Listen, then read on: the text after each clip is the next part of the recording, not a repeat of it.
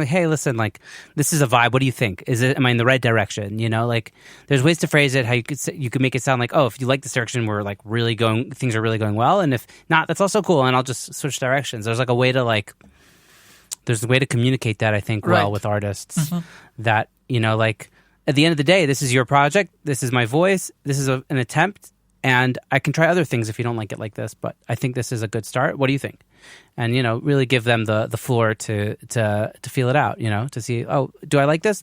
Actually, I think this is too bass and drum heavy. Could we do something that's more piano based? I don't know, whatever it is. Yeah, so just making up examples. Yeah, so I always say to them, okay, like, this is what I think that a song should sound like, or this is how I think it should be. But, like, I mean, the final word is always you.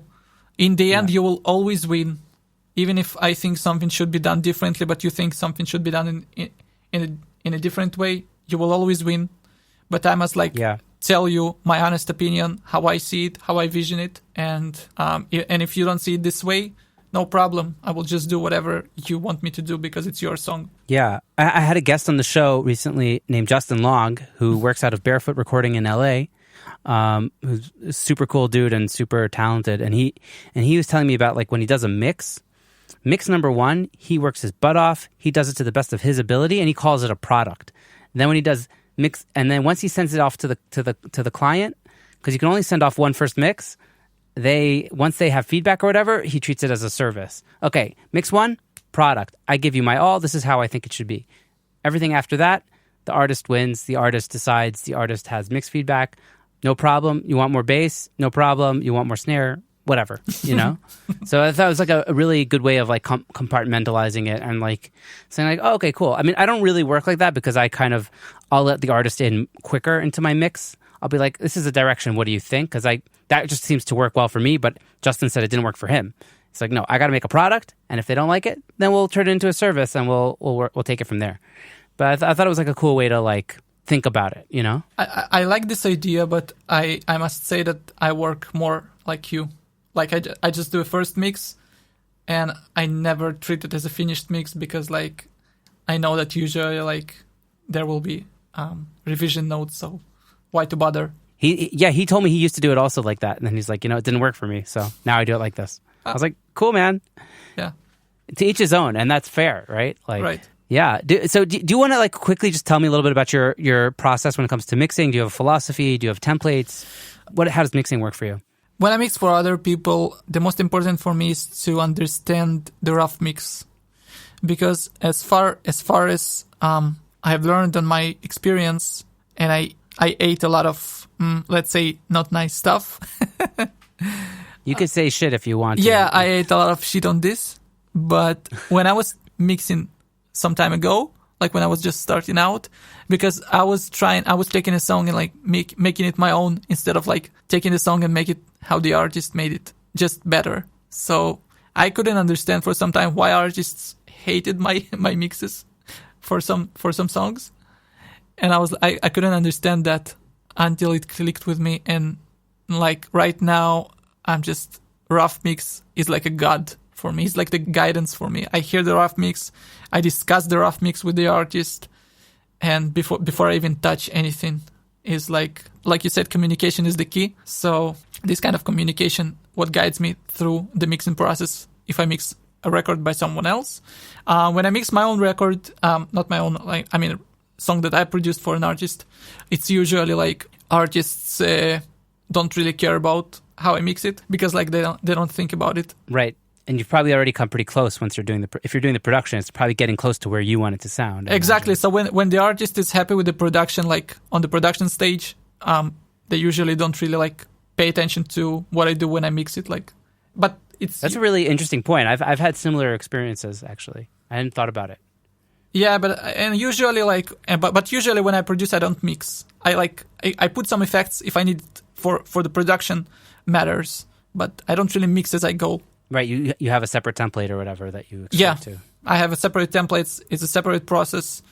And lately, a funny thing that happened to me during the mixing process, I discovered and found myself, like, going to the production and adjusting some production elements while mixing. Right. You want to talk about that? Happened to you? Yes, occasionally. Yeah, for sure. And I've even gone in on mixes where I'm mixing a song I didn't produce and maybe adding an element or two with the artist's permission. Yeah. Sometimes. Yeah. Just to like, if something's missing. Yeah. Like, even it could just be like a shaker, like I think this section needs one extra element to push it a little forward, like. Yeah, I've been mixing this song a couple of months ago that is supposed to be just mix, and it turned out to be like a co-production in the end. That's amazing. Yeah, the artist told me like, oh, I'm not really a producer. I just put some beat in Cubase, and like if you feel like you can improve it, and like, yeah, sure, like I just replaced the samples because they were so shitty. Amazing. Do you want to just quickly like tell me a little bit about your mixing template? Is it mostly just routing, or do you actually have plugins set up? Yeah, actually, it's I don't really have a template that I load, and then I load like in traditional sense, like I load a template and then I put the tracks inside. Because in the Cubase, it's very developed option to import like channels from various projects.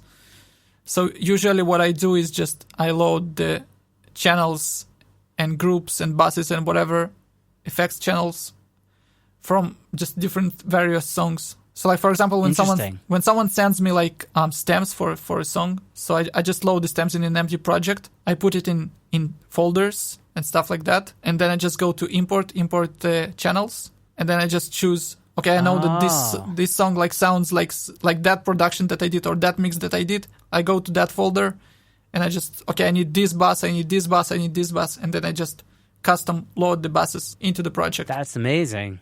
So interesting. It's kind of like in Logic, I make like plugin chains that are saved. So like if I want a specific reverb, I have it saved as like a channel strip. I could just quickly load up. It's like, oh, this reverb I used once, bam, there it is. Like, or right. Something like that. So it's interesting that you could do it even to the point of routing. I do it to the point of routing like buses. I do it all the time. So interesting. Like drum. I guess every DAW has its pluses and minuses, right? I mean, a lot of people hating on Cubase because they say that it's like complicated or it's not intuitive as much as Logic or Ableton. Right. But what I love, I use Cubase from 2005 from version 3, so for me it's very intuitive, obviously. And what I love about Cubase is that you can do there literally everything. The amount of options and ways to do the same thing in different ways is for me it's a winner. Yeah, I totally hear you. Yeah, it's supposed to be an amazing DAW. It's just less user friendly, I think. It's very not friendly unless you're someone who has a touch for being like tech savvy. Yeah, totally makes sense. So Benjamin, this has been really, really fun to chat with you. Unfortunately, It's getting late here, and we both got to wrap it up. But I guess my final question for you is, a lot of people listening to the show are kind of more at the beginning of their journey than you are. What's one thing that you wish you had known when you were just getting started that you know now, or maybe something that you did right without even realizing it that you'd want to impart on the listeners? You mean as a producer or in general, like in the industry? Whatever is more important for you to share.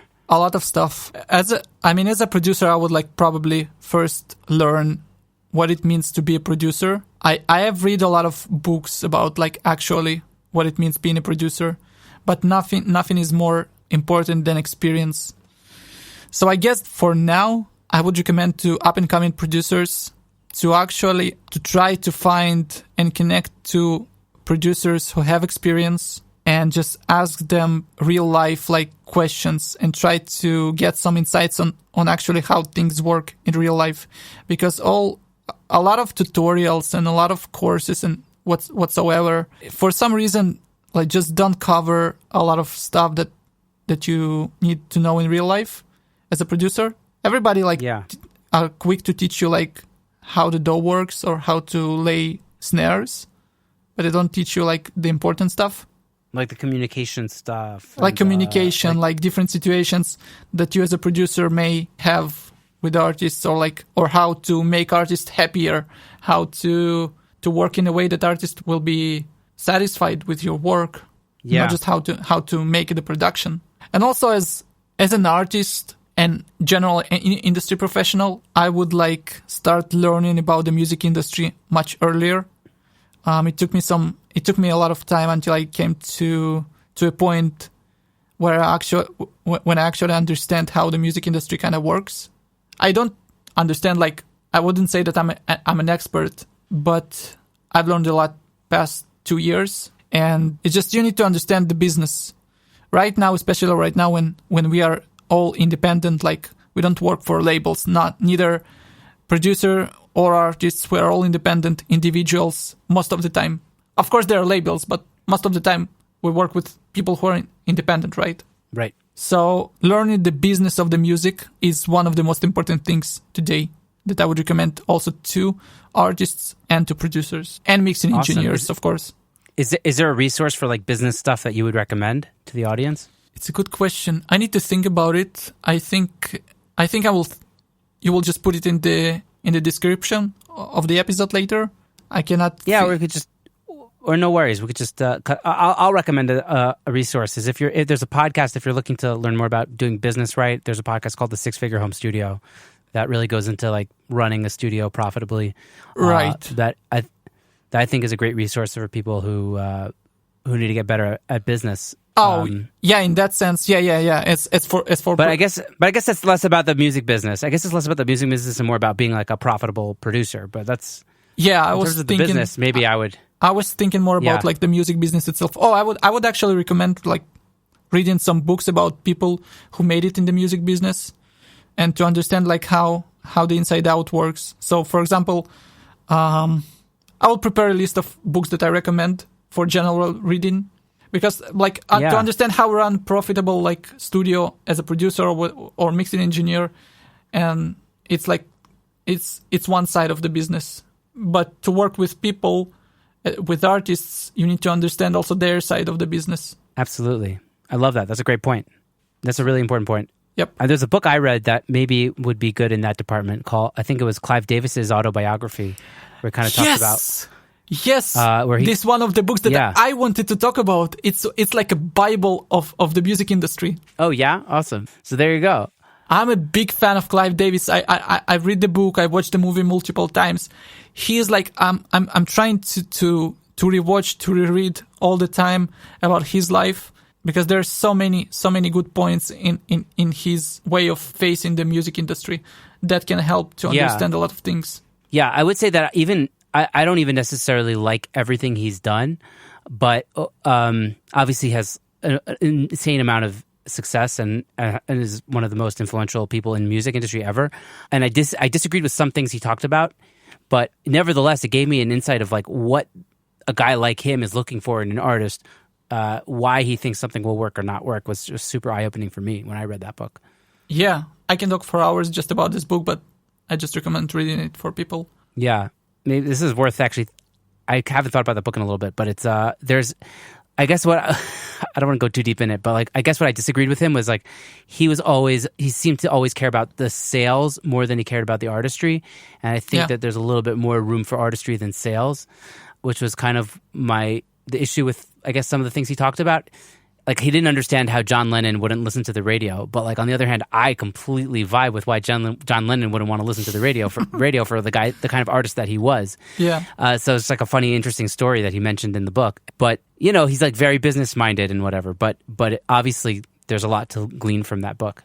I understand your point about like I understand this point about like him being more about sales and what will sell, and less like what artist feels he needs to do.